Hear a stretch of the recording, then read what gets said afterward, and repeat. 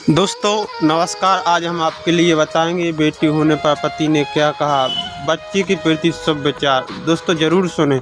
एक गर्भवती पत्नी ने अपने पति से पूछा कि आप क्या आशा करते हो, लड़का होगी या लड़की। तो पत्नी ने कहा कि अगर लड़का हो तो मैं उसे गणित पढ़ाऊंगा और हम दोनों रोज़, और कहने लगी कि रोज़ बड़े पार्क में खिलाने जाऊंगा और फिर उसे मछली पकड़ना भी सिखाऊंगा और कभी कभी गलती करने पर उसकी पिटाई भी करूंगा। तभी पत्नी ने पूछा अगर लड़की होगी तो तब पति मुस्कुराते हुए कहा कि अगर हमारी लड़की हुई तो मुझे उससे कुछ सिखाने की ज़रूरत नहीं। और पति जी बोले उनके कि हमें लड़की होगी तो उसे सिखाने की कोई ज़रूरत नहीं पड़ेगी, क्योंकि वो उन सभी में से एक होगी जो कि सब कुछ मुझे दोबारा सिखाएगी। एक तरह से वो मेरी दूसरी माँ होगी, मुझे अपने हीरो समझेगी। और अब जब मैं शाम को घर आऊँगा तो वो मुझे डांटते पूछेगी और मुझसे डांटते पूछेगी, पापा जी आज आप लेट क्यों आए। तो बोलो आपने मुझे वादा किया था। और कहने लगे आपने मुझे वादा किया था कि बाज़ार के साथ चलें और बाइंडिंग की फाइल के लिए आप हमेशा लेट आ जाती हो।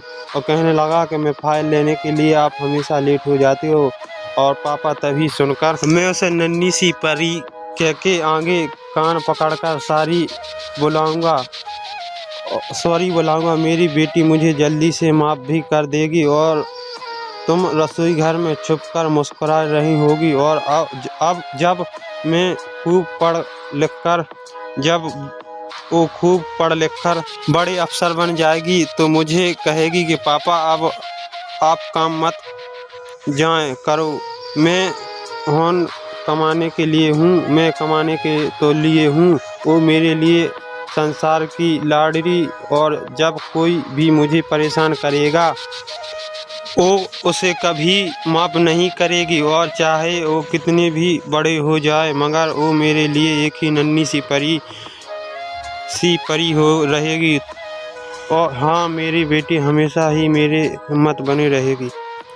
तभी उसी गर्भवती पत्नी ने कहा कि आप कहने का मतलब क्या है। और गर्भवती पत्नी ने कहा कि आपका कहने का मतलब क्या है कि आपकी बेटी जो आप सब करेगी वो आपका बेटा नहीं पाएगा। तब पति ने कहा कि नहीं क्या पता मेरा बेटा भी ऐसा करे, पर उसे सब सिखाना पड़ेगा। लेकिन बेटी सभी गुणों के साथ पैदा होती है और बेटी सभी गुणों के साथ पैदा होगी और वो मेरे ही नहीं बल्कि तुम्हारे भी काम में साथ बंटवाएगी। और कहने लगे आपके काम में भी जो भी काम करोगे उसमें आधा हिस्सा लेगी।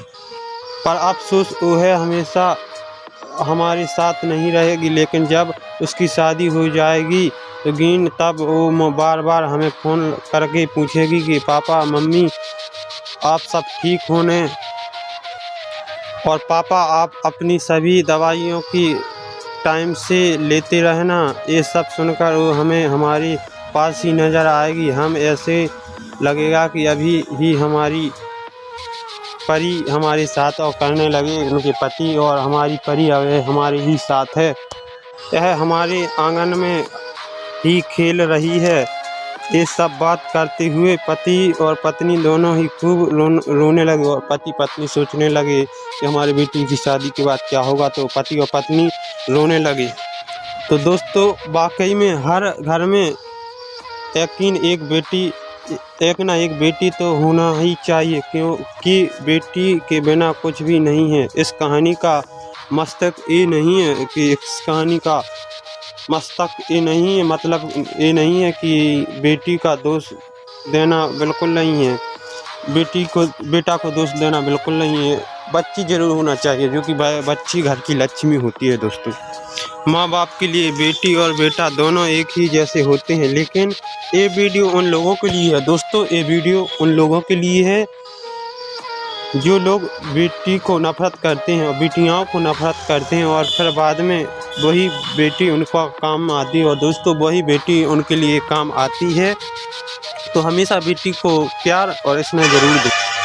और उनकी देखभाल भी करती है। दोस्तों अपने माता पिता की देखभाल करती है और अपने ससुराल चली जाती है तो हर बात की चिंता करती है और फ़ोन लगा कर पूछती है। दोस्तों आपके लिए हमारी वीडियो सही लगी हो तो लाइक करें और सब्सक्राइब करें। दोस्तों बेटी बचाओ बेटी पढ़ाओ ये जो अभियान चल रहा है, दोस्तों चैनल को सब्सक्राइब जरूर करें। मिलते हैं अगली वीडियो में, तब तक के लिए जय हिंद, जय भारत, जय माता दी। लाइक शेयर जरूर करें।